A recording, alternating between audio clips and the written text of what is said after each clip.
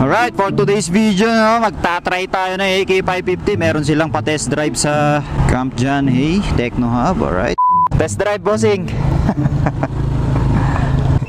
Yun, sa gitna. Ay, may kill switch yung side stand nya. Meron. Yun, no. Hindi matatanggalin to, boss. Ayan. Grabe, para kang nakasasakyan. Grabe yung tunog niya, big bike talaga. Shit, ito na yung pinakamalaking motor na motor ko sa buong buhay ko. Ang laki, oh. Mas malaki to sa ano, Exciting 400, grabe.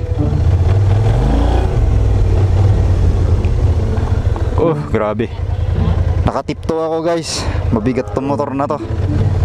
Ano, na-adjust din yung screen niya. Ay, yung ano, yung windshield.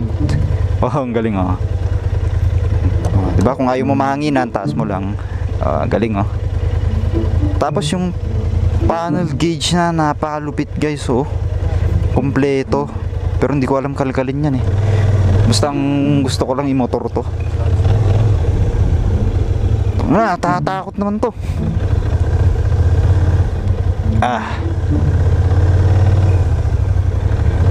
Grabe, nakakatakot yung motor to. First time ko lang kasing i-motor tong AK550.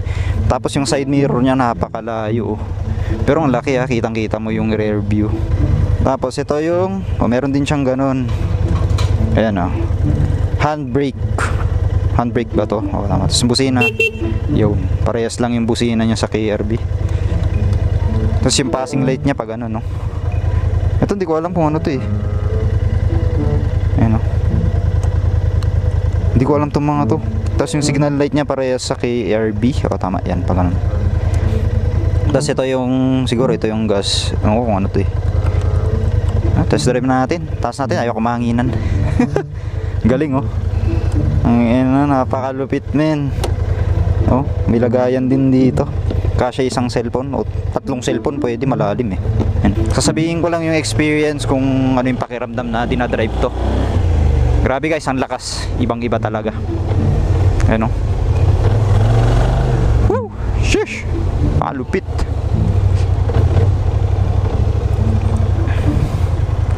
Lakas. Grabe. Nakakatakot. Ayan, oh.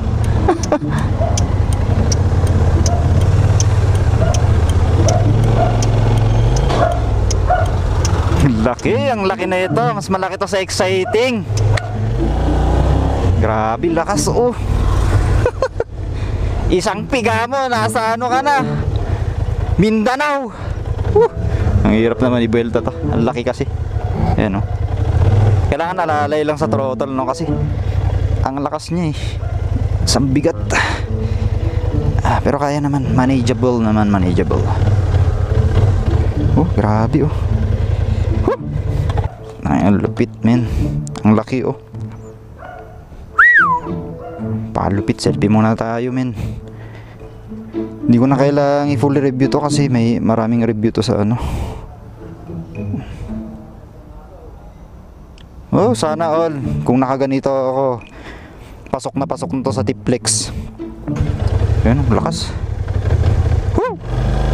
Yeah! Baba natin habang umaandar, oh. Pwede, galing, oh. Oo. Nainitan na ako, eh. Kailangan ko ng hangin. Kayang kaya na kapag nagka big bike, men.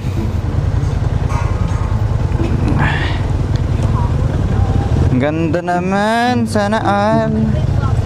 Pag may ganito ako, daan ko kagad ng Tiplex, Ang lakas, grabe. Kagrabe naman yan. Shit, teka, daan-daan lang kasi mabigat yung manubela niya. Grabe, oh.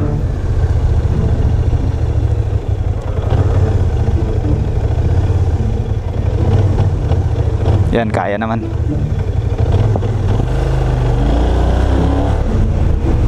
Lakas, grabe na.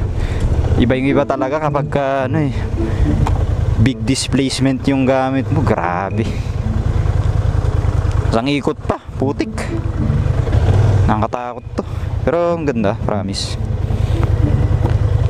Nga lang, pag ganito yung motor mo, syempre, expected na mataas din ng maintenance para kang nakasasakyan na. Diba? Yun lang ang disadvantage, no? Kailangan marami kang pera pag ganito yung mga motor mo. Ito pala yung gamit ni Boss King, no? Ganito pala yung pakiramdam na nakasakay sa AK550, guys. Shoutout kay Boss King, alright. Ganito yung motor ni Boss King, eh.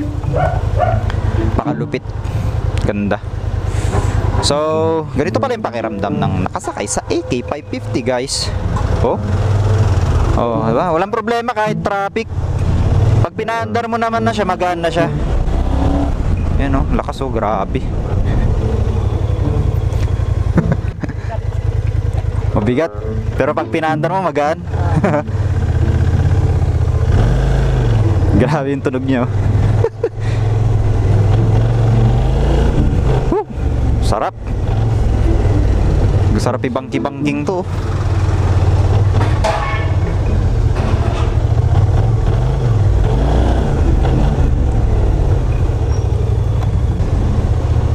Okay na, boss.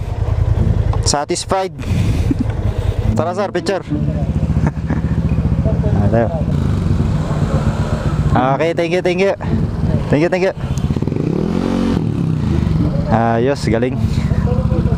Let's go, uwi na. At least na-test drive ko na siya. Ayos. Whew. Thank you. Maraming salamat ulit, Kim ko, tsaka sa mga mababait na staff. Okay.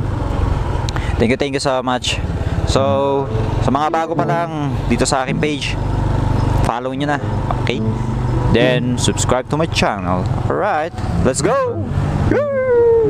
Going home for real.